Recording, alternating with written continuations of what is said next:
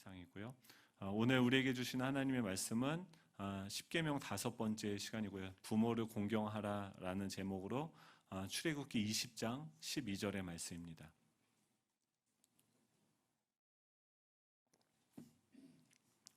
제가 빠뜨린 거 없죠? 네. 출애굽기 20장 12절 말씀, 우리 한 절 말씀인데요. 같이 읽도록 하겠습니다. 내 부모를 공경하라. 그리하면 내 하나님 여호와가 내게 준 땅에서 내 생명이 길리라. 아멘. 여러분, 기독교 하면은 어떤 생각이 드세요? 기독교가 부모를 공경하는 종교입니까? 공경하지 않는 종교입니까? 공경하는 종교죠. 네. 근데 저는 그 말이 이렇게 잘 안 나오더라고요. 솔직하게 이 10계명에서 이 계명 설교는 그러니까 제 5계명 설교는 좀 안 하면 좋겠어요. 그만큼 이 부모를 공경하는 것이 우리한테 쉽지 않죠.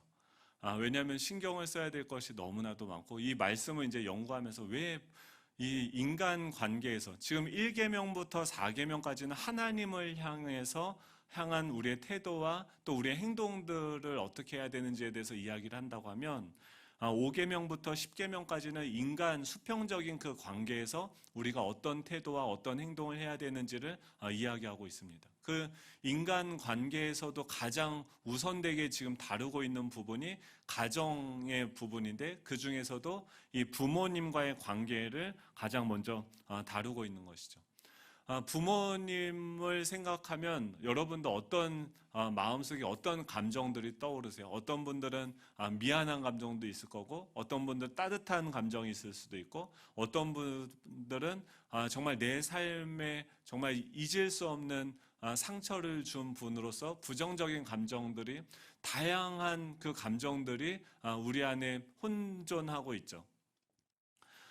그런 속에서, 그런 우리들 가운데서 저도 아버지에 대해서, 어머니에 대해서 생각을 하면 지금 생각하는 그 부모님에 대한 생각이 많이 성숙해졌습니다. 철이 들었어요. 결혼하고 애를 낳아보고 애를 이제 키워보니까 앞으로 저 이제 부모님에 대해서 이해하게 되겠죠. 근데 예전에 제가 철이 안 들었을 때, 고등학교 다니고 한참 방황할 때는 그 부모님께 반항할 때는 그런 마음이 있었어요. 부모님은 나를 사랑하지 않는다.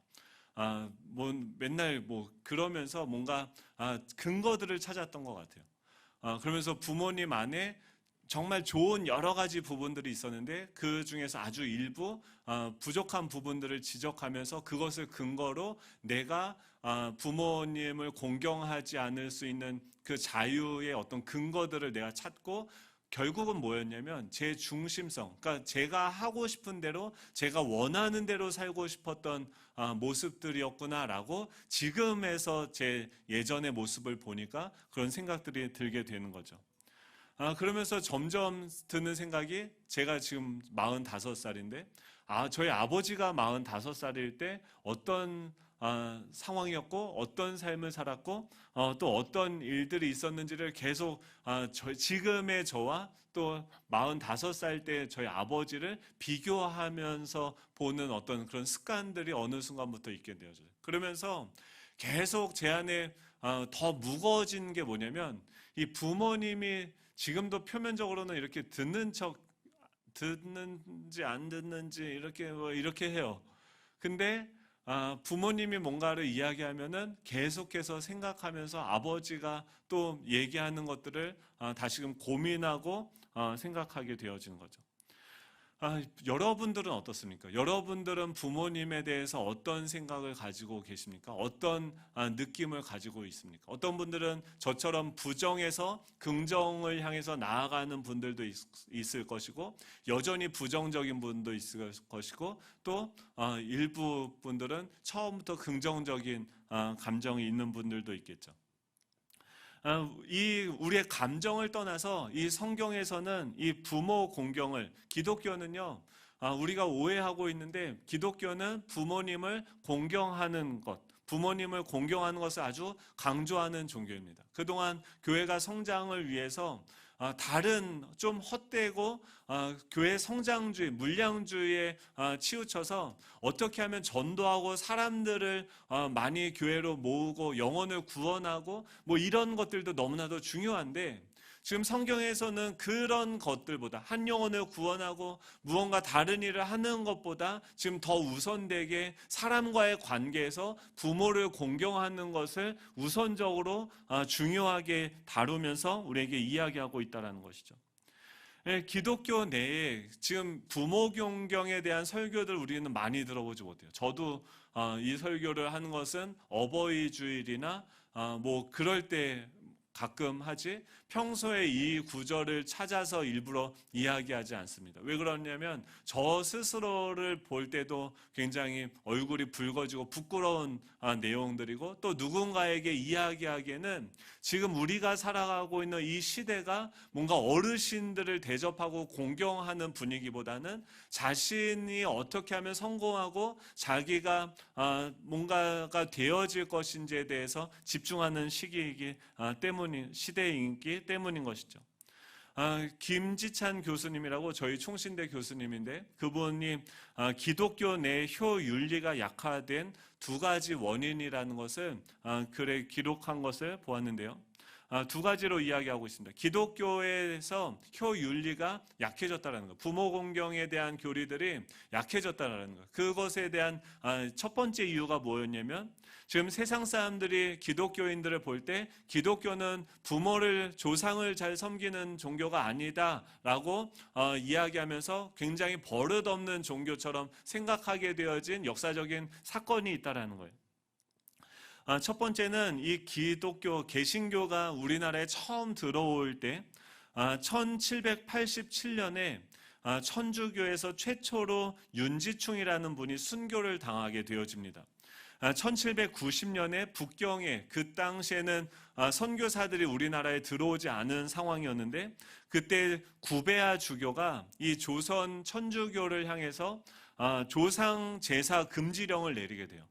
그래서 지금 이 땅에 있는, 그 중국에서 있다가 천주교를 믿게 되어진 그 사람들, 그래서 이 조선 안에서 어떤 종교를, 그 천주교를 믿던 그 사람들이 이제 그전에는 신주단지를 모시고 또 유교식으로 어머니의 장례를 치르던 사람들이 그 구베아 주교의 말을 따라서 조상을 제사하는 것을 멈추기 시작을 합니다. 그래서 1791년에 권상현과 함께 윤지충이 순교를 당하게 되어져요. 그리고 그 후에도 제사 문제로 엄청난 숫자의 사람들이 순교를 당하는 일들이 우리나라 역사 안에서 이루어지게 됩니다. 1801년 신유박해가 있었고요. 1839년에 기해박해 때는 78명이 순교를 당하게 됩니다. 1866년 병인박해 때는 1092명이 순교를 당하게 되어져요. 그러면서 이 천주교는 우리나라 안에서 어떤 이미지였냐면, 불효를 저지르는 오랑캐의 종교라는 인식을 한국 사회에 깊이 남기게 되어졌다는 거예요. 우리가 첫인상이 굉장히 중요하지 않습니까? 그런데 이 기독교가 우리나라에 들어와서 처음 맞닥뜨리고 갈등을 일으킨 내용이 뭐였냐면, 조상 숭배, 이 제사 문제였었고, 그 결과로 말미암아서 이 천주교나 기독교는 이 불효를 주장하고 저지르는 그 오랑캐 종교라는 그 인식들이 우리나라 안에 뿌리 깊이 자리 잡게 되어졌다라는 것이죠.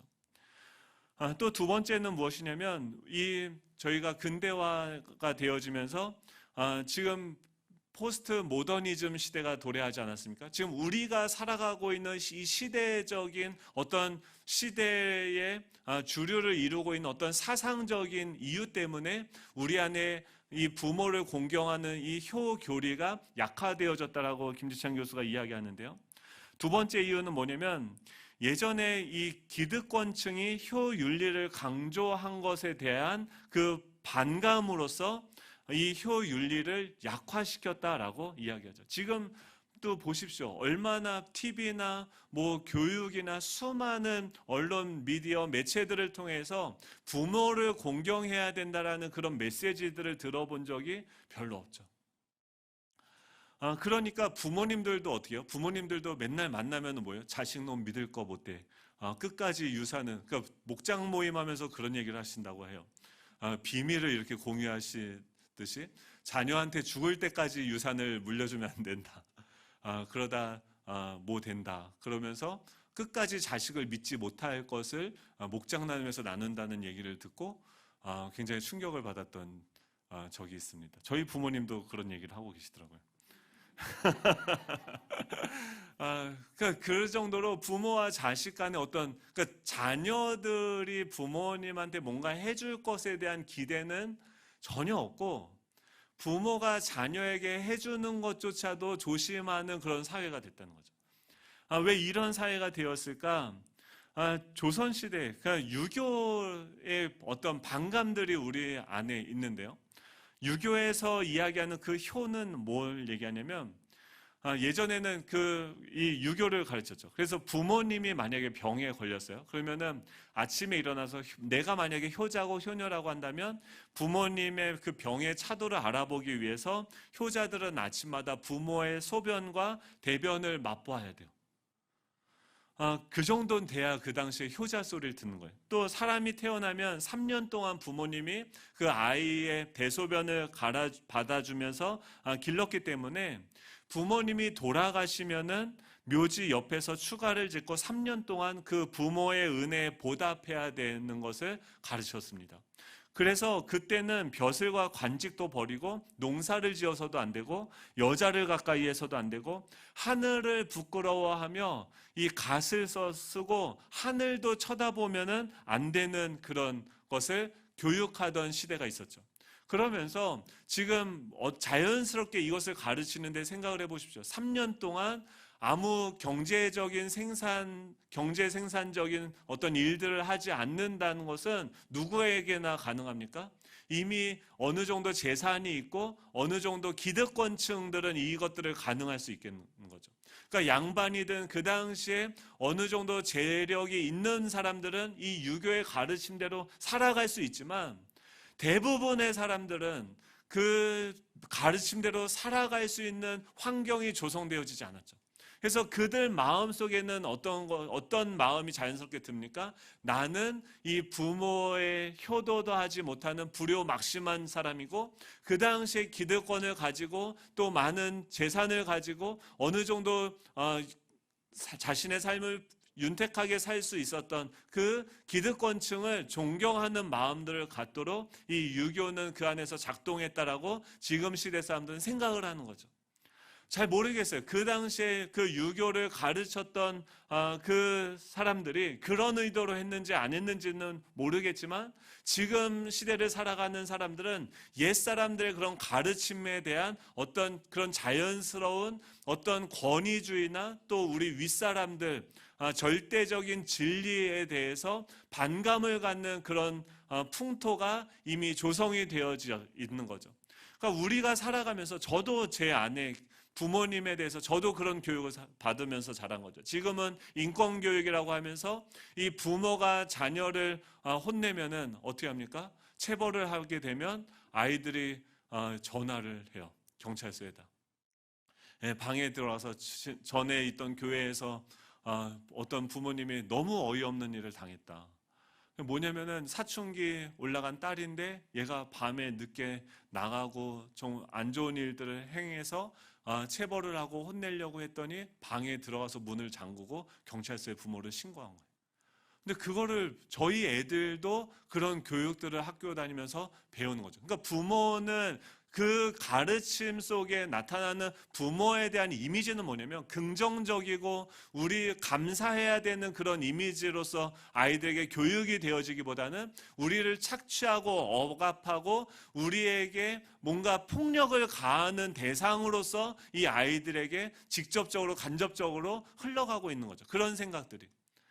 그러다 보니까 저도 그런 시대에 태어나서 이 부모님에 대해서 어떤 마음을 갖습니까? 그 부모님께 순종하고 부모님을 공경해야 된다라는 생각보다 부모라는 존재는 내 자유를 억압하고 착취하고 부모님의 그 이루지 못한 그 욕망을 위해서 자녀들을 소비하는 존재로서 그 부모를 생각하는 그런 환경에서 우리는 태어나고 자라갔다라는 거예요.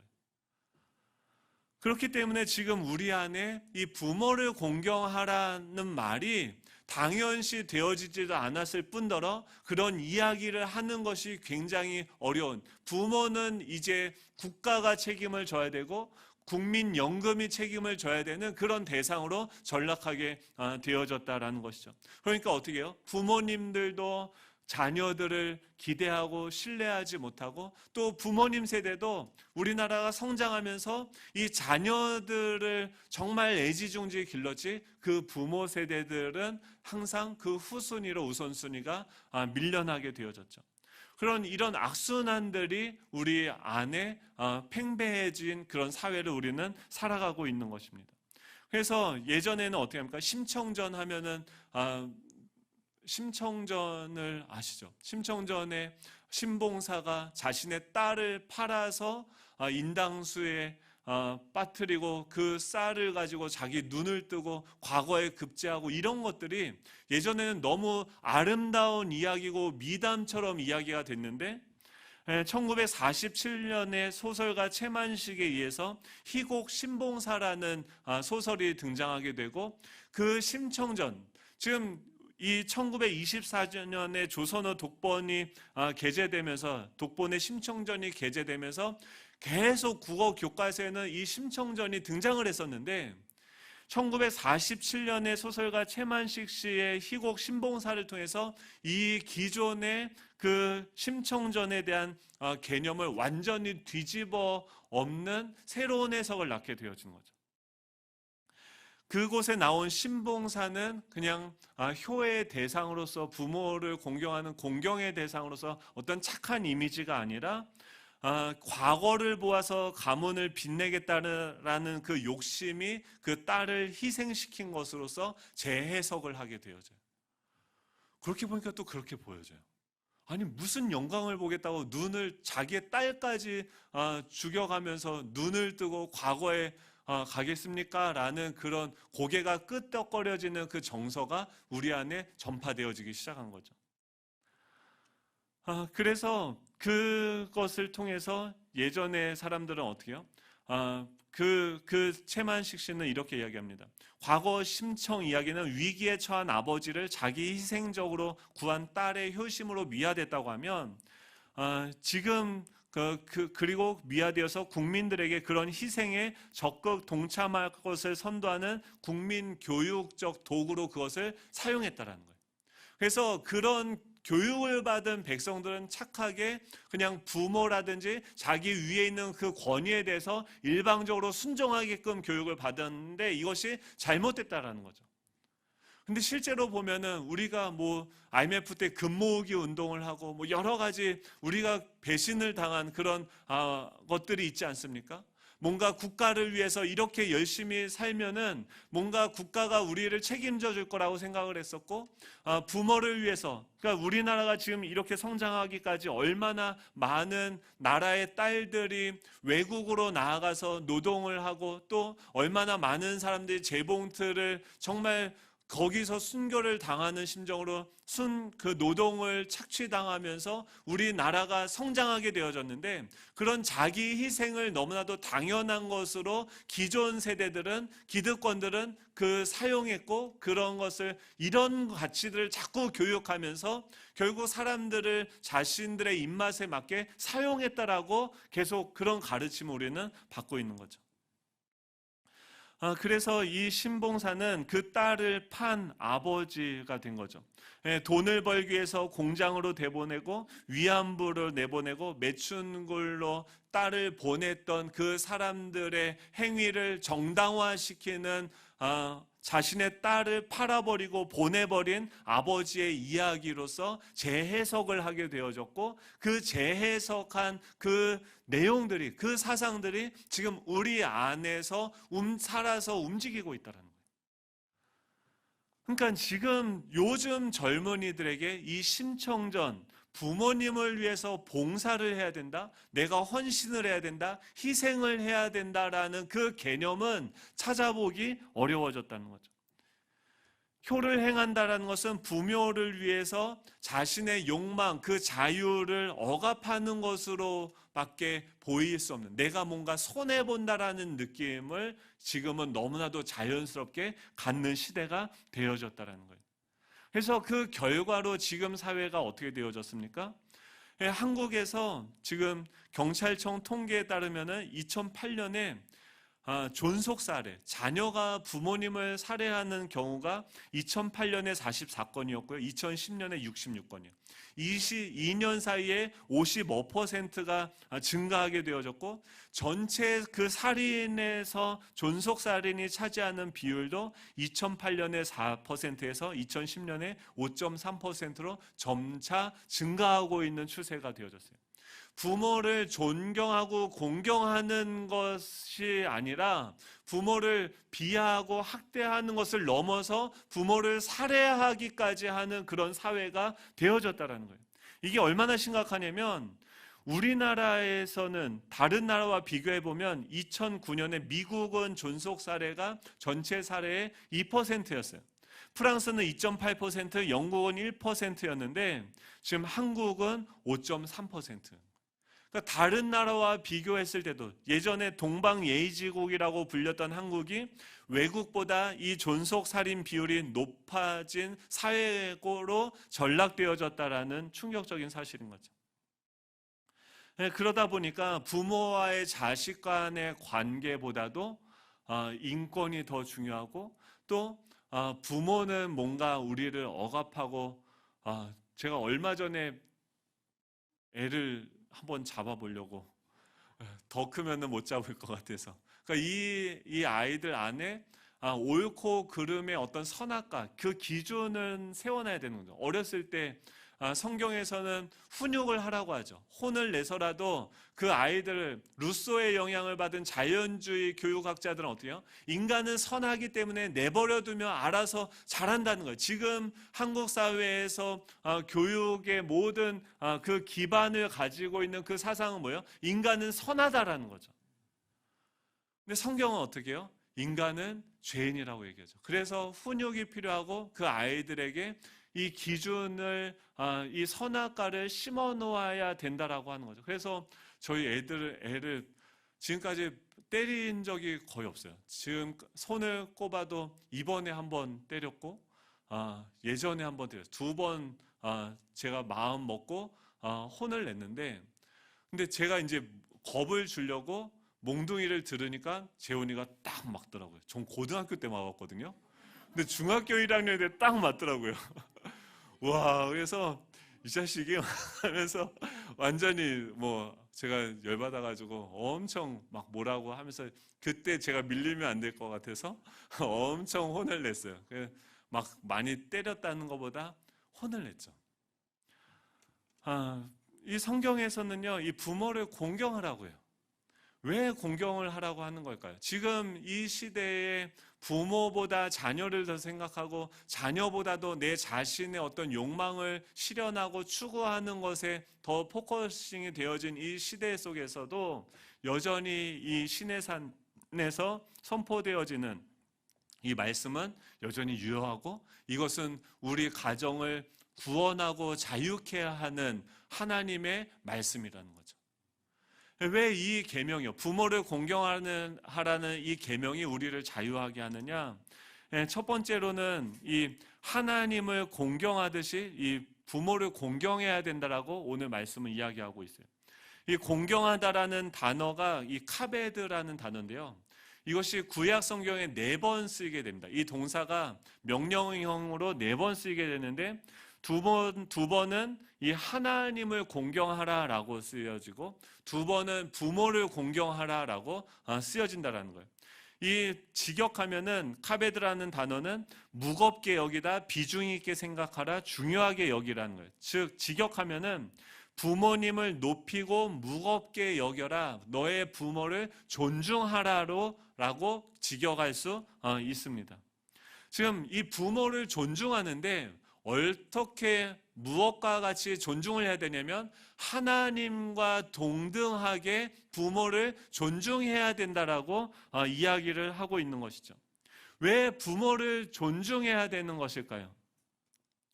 오늘 본문에 보면은 내 부모를 공경하라, 그리하면 내 하나님 여호와가 내게 준 땅에서 내 생명이 길리라라고 이야기해요. 이 부모는요, 우리에게 두 가지를 주었습니다. 첫 번째는 뭐냐면은 땅을 주었어요. 그 당시는 농경사회였죠. 그래서 부모들이 나이가 들면 그 땅을 자녀에게 유산으로 남겨주고 그 자녀들이 그 땅을 이어서 경작함으로써 가정의 어떤 생산 수단을 대체하게 되어지는 것이죠. 우리도 마찬가지죠. 이 부모는 우리에게 이 물질을 주셨어요. 그러니까 우리가 태어나서 아무것도 할 수 없을 때 우리를 입히고 먹이고 지금까지 우리가 살아있다라는 것은 부모가 우리를 향한 어떤 물질적인 투자들이 있었다라는 거죠. 그렇기 때문에 이 물질을 우리에게 공급하고 우리를 살게 했기 때문에 정서적으로는 부모에 대한 상처가 있고 뭐 이런 게 있다 할지라도 우리가 인정해야 되는 것은 부모 때문에 우리가 먹고 살았다라는 거죠. 또 두 번째는 내 생명의 길리라고 하는 것은 시간을 우리에게 줬다라는 것인데, 그 말은 뭐냐면 우리에게 부모는 생명이라는 것을 주었죠. 우리가 지금 고민하고 살까 말까를 고민할 수 있는 그것조차도 부모에게 생명을 우리가 선물로 받았기 때문에 이 살 것인지 말 것인지를 고민한다라는 거예요. 또 이 부모를 공경해야 되는 것이 왜 중요하냐면 지금 하나님을 아는 것이요. 지금 이스라엘 백성들이 구원을 받고 출애굽을 하고 광야를 걸어가는데 이 부모에게는 뭘 명령합니까? 이 하나님을 자녀에게 가르치라는 거예요. 즉 부모를 공경해야지 그 부모들을 통해서 우리가 영적으로 또 육적으로 이 공급을 받을 수 있다는 거예요. 부모와 좋은 관계를 유지해야지 부모를 통해서 우리가 하나님을 알게 되어지고 또 우리가 그 하나님으로 말미암아 구원받았고 어떻게 출애굽을 했고 어떻게 가나안 땅을 정복했고 우리가 어떻게 이 모든 것들을 소유하고 살아가게 하나님의 백성으로 살아가게 되어졌는지를 이 부모와의 좋은 관계를 통해서 우리는 배울 수 있게 되어졌다는 거죠. 부모는 뭐예요? 부모는 자녀를 가르쳐야 되고 자녀들은 어떻게 해요? 부모께 배워야 되는 거죠. 그러면 두 번째는 뭐냐? 첫 번째는 그 부모를 무겁게 생각하고 존중하게 생각해서 부모를 통해서 우리가 하나님이 어떤 분인지에 대해서 배워야 된다고 한다면, 두 번째로 부모를 공경하면 생명이 길어진다라고 이야기를 했습니다. 지금 이것은 그 사회적인 측면을 고려해서 하나님이 이야기하는 것인데요. 지금 이 부모를 공경하라라는 이 계명을 수여받는 그 1차 독자들이 누굴까요? 보통 우리는 이 계명을 언제 사용해요? 주일학교 때, 10대 이 미만의 아이들에게 이 부모를 공경해야 된다라고 가르치지 자기에게는 잘 가르치지 않죠. 근데 이 10계명을 보면요, 다음에 뭐 어떤 얘기가 나옵니까? 내 이웃의 집을 탐하지 말고 내 이웃의 아내나 남종이나 여종이나 그의 소나 낙이나 남의 소유를 탐하지 말라라고 이야기해요. 그러면은 지금 이 10계명을 듣는 1차 그 독자들의 수준은 뭐였냐면 집이 있고 아내가 있고 남종이나 여종이 있고 소나 낙이들이 있다라는 거예요. 그렇다고 하면 이거는 10대나 그 미만의 어린아이들을 향한 명령이 아니라 지금 그 가정의 가장으로서 어떤 영향력을 행사할 수 있는 그 집을 소유하고 또 아내와 또 남편과 또 종들과 많은 그 소유물들을 소유한 그 주체들을 향해서 하나님이 지금 말씀하고 있다는 거죠. 이 십계명은요, 한번 생각을 해보세요. 가장 부모님을 공경해야 되는 자들이 누구냐면 지금 이 30대에서부터 50대가 되는 그 가정의 경제권을 가지고 있는 그 사람들에게 하나님께서 1차적으로 이야기하신다는 거예요. 한번 생각을 해보십시오. 집에서 만약에 경제적으로 어렵게 되어져요. 그러면 예산을 뭐부터 깎습니까? 자녀에게 들어가는 게 있고 내가 쓰는 게 있고 부모님에게 드리는 게 있는데 그 중에서 뭘 제일 먼저 깎으십니까? 말 안 해도 다 압니다. 네, 보통 뭐 자기 거 뭐 제일 먼저 저희는 아직 부모님께 용돈을 이거 주여. 네. 지금 시대는 부모님이 자녀보다 더 잘 사는 시대죠. 네, 그래서 자녀들이 지금도 부모님에게 뭔가 도움을 받지 뭔가를 하라고 이야기하기가 정말 어려운 시대죠. 근데 그럼에도 불구하고 이 30대에서 50대들에게 그것을 하라고 가르치고 있는 거예요. 왜냐하면 이 가정 안에서 이 어르신들을 공경하는 그 모습을 누가 보고 배웁니까? 우리 자녀들이 보고 배우는 거예요. 그래서 우리는 이렇게 생각해요. 자녀를 잘 키우면 자녀들이 나를 노후에 책임질 거라고 생각하는데 그것을 보고 배운 자녀들은 뭘 생각합니까? 결혼해서도 뭐만 생각하겠어요? 자기 자녀들만 생각을 하겠죠. 그러니까 부모는 어떻게 해요? 소외되고 더 이상 돌봄의 대상이 되어지지 않는 거죠. 근데 가정에서 지금 저희 세대가 부모님을 공경하는 것을 자녀들보다 더 중요하고 무거운 계명으로서 받아들이고 섬긴다고 하면 그것을 보고 자란 자녀들은 어떻게 됩니까? 나이가 들어서도 부모님을 공경하게 되어진다는 거죠. 이게 뭐냐면 이 자녀들이 결국 우리가 부모를 공경했을 때 나의 자녀들이 우리의 노후를 책임져 준다는 거예요. 그러니까 우리의 노후가 되었을 때 경제적으로 우리가 자유롭기 위해서는 이 자녀들에게 쏟아부어야 되는 것이 아니라 우리 부모에게 쏟아붓고 부모를 공경해야 된다라고 하는 것이죠. 실제로 2013년도 통계 보면 60세 이상의 노인들 가운데 48%는 작년 한 해 동안 자녀들에게 어떤 형태로도 경제적인 부양을 받지 못했다라고 통계가 나왔습니다. 그리고 2015년도 전국 29개 기관에서 접수된 노인 학대 전체 신고가 11,905건이 있었는데 그 중에서 그러니까 노인 학대가 11,905개가 있었는데 그 중에서 그 노인들 어르신들 학대한 그 주체가 누구였냐면 첫 번째로 아들이 36.1%예요. 이게 얼마나 제가 뒷골이 서늘했는지 아들 나왔자 소용없다는 말이 네, 어느 정도 맞는 거죠. 아들이 제일 많이 부모를 학대한다는 거예요. 그러니까 거꾸로 우리가 부모가 됐을 때 가장 자유롭게 되어지기 위해서는 어떻게 해요?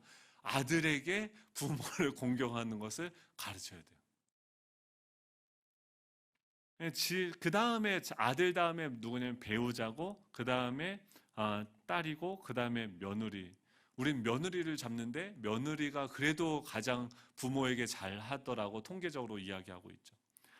실질적으로 가정에서 부모를 학대하는 자녀들은 10대, 20대 어린 자녀들이 아니라 30대에서 50대인 장년의 자녀들이라는 거예요. 그렇기 때문에 이 부모를 존중하라고 하는 이 계명은 지금 우리에게 말씀하시는 거고 우리가 들어야 된다라는 거예요. 이 말씀을 이 가정 가운데 이 말씀이 선포되어지고 그것이 실제가 되어졌을 때 그 가정은 어떤 일이 일어납니까? 새로운 질서가 잡혀지기 시작하는 거예요.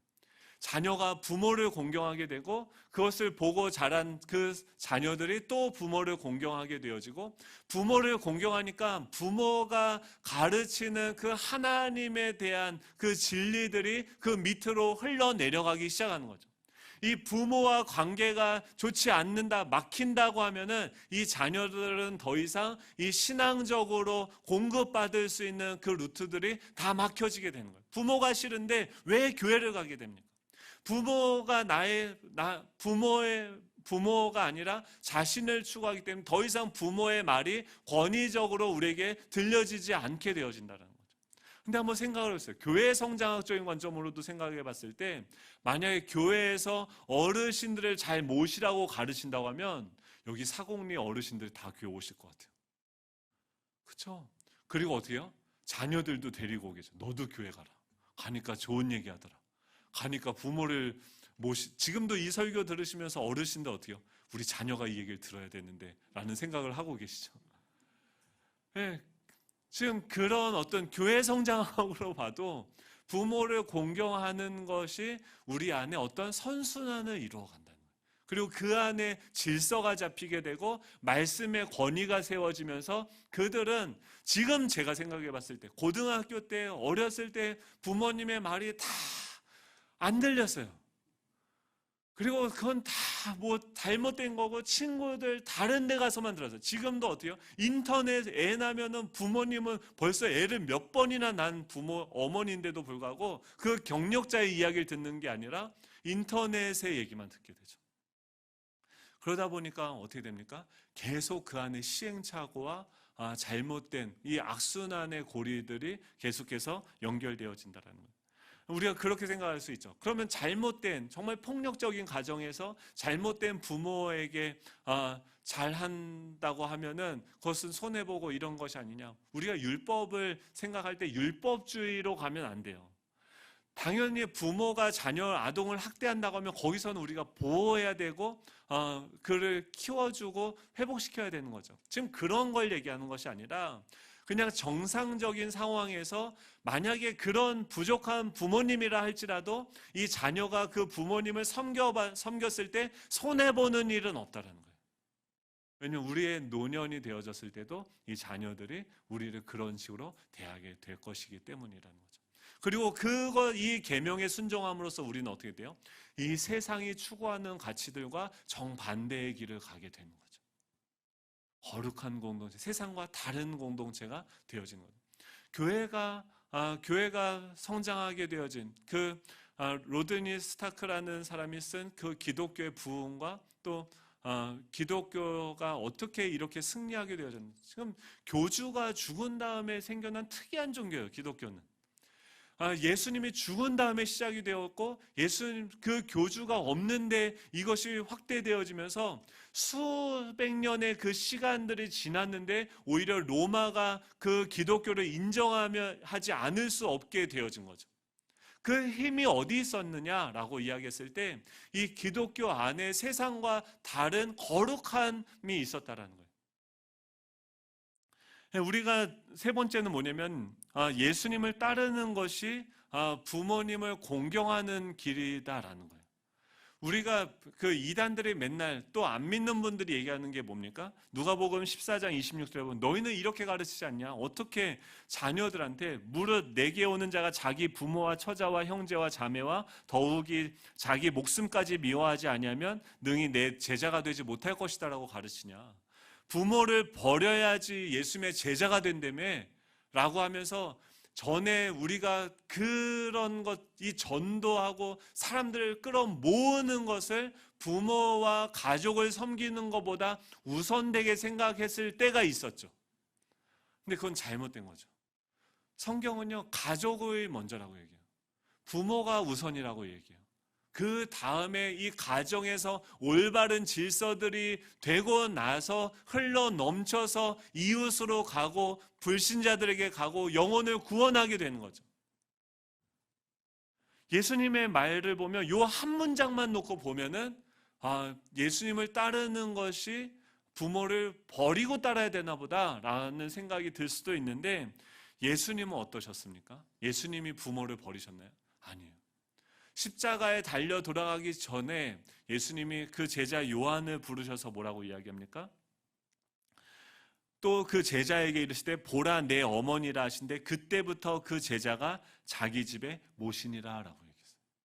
예수님은 십자가라는 그 중대한 그 하나님의 사명에 순종하는 그 순간에도 자신의 부모를 공경하고 모시는 것을 잊지 않았다라는 거예요. 그렇기 때문에 우리가 예수님을 우선되게 예수님을 쫓아가야 되는 것은 우리가 그냥 인간적인 윤리의 관점에서 부모를 공경하라는 계명을 따르는 게 아니라 하나님의 명령을 따라서 가장 우선되게 부모를 존중한다라는 거죠. 예수님을 따르게 되면 부모를 공경하고 존중하게 될 수밖에 없다라는 거죠. 예수님도 어떻게 해요? 십자가 앞에서 부모를 모시는 것을 행했다라는 거예요. 그리고 거기서 더 나아가서 뭘 합니까? 예수님이 마가복음 3장에 보면은 대답하시되 누가 내 어머니며 동생들이냐 하시고 둘러앉은 자들을 보시며 이르시되 내 어머니와 내 동생들을 보라. 또는 형제들 누구든지 하나님 뜻대로 행하는 자가 내 형제요 자매요 어머니이니라 라고 얘기했어요. 예수님을 따라가면요, 지금 혈통적으로 내 부모님만 나의 부모님이 아니라 예수님을 믿게 되어진 내 주변에 있는 이 어르신들조차도 나의 가족으로서 이 가족의 개념이 확장되어진다는 거예요. 이게 어떻게 부모를 공경하고 부모를 버리고 가족을 등한시하라는 겁니까? 그게 아니죠. 오히려 초대교회에 왜 기독교가 부흥하게 되어졌습니까? 누군가 순교를 당해서 죽으면 그의 부모를 그 고의 공동체인 사람들이 대신 모시고 대신 섬겼어요. 이 사도 요한조차도 예수님의 부모를 섬기는 것을 자신의 평생의 사명으로 생각하고 그 부모를 공경했죠.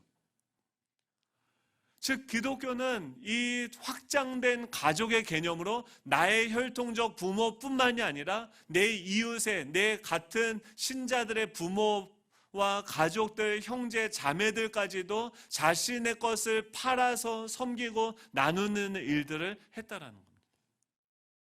그렇기 때문에 예수님을 따르는 것은 이 부모를 버리고 불효를 행하라 이런 것이 아니라 더 부모를 공경하고 더 가족들을 사랑하고 이제 예수님의 이름으로 말미암아 우리가 한 가족된 공동체. 우리가 한나 집사님 병원에 입원하고 갑자기 응급 그 기도 제목을 듣게 되고 기도하면서 왜 우리 공동체가 하나 되고 전율을 느꼈습니까?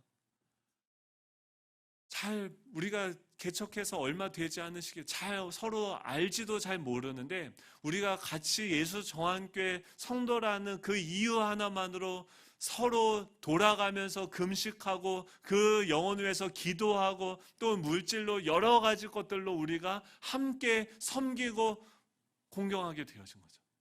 왜 우리가 이렇게 해야 됩니까? 세상의 관점으로 보면 세상은 어떻습니까? 자녀를 누군가에게 종속되는 것이 싫어서 결혼조차 하지 않는 시대고, 결혼하고 이 자녀를 낳으면 내가 하고 싶은 것을 할 수 없어서 자녀를 더 이상 아이를 출산을 하지 않는 그런 시대인데, 그건가 완전히 역행하는 말씀을 이 성경은 우리에게 이야기하고 있는 거죠.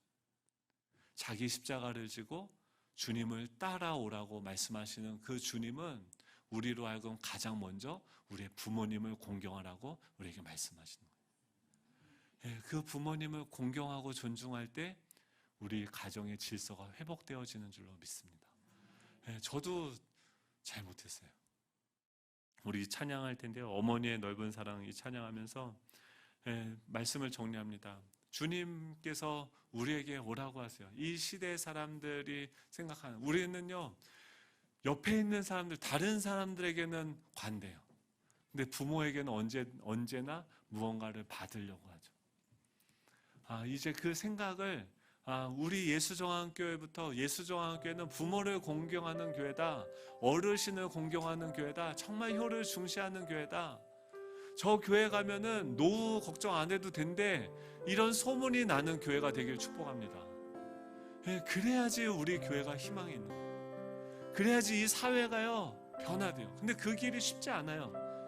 당장 돈 들어갈 일 투성이에요. 근데 이 말씀을 한번 신뢰하고 나아가 보기를 축복합니다. 자녀들에게 과외비 주는 것보다 부모님에게 용돈 드리는 게 더 유익하다라고 성경이 이야기합니다. 자녀들을 정말 사랑한다고 하면 부모를 존경하는 그 길을 저부터 주여 주여 네, 가려고 합니다. 네, 이 시간 이 십계명은 우리를 억압하고 구속하는 것이 아니라 우리를 자유롭게 하는 거죠. 진리라 할진 진리가 너희를 자유롭게 할지라고 말씀합니다. 우리 그 길을 함께 가보십시다. 그래서 이 말씀을 우리의 삶을 통해 우리 공동체를 통해서 증명하기 원합니다.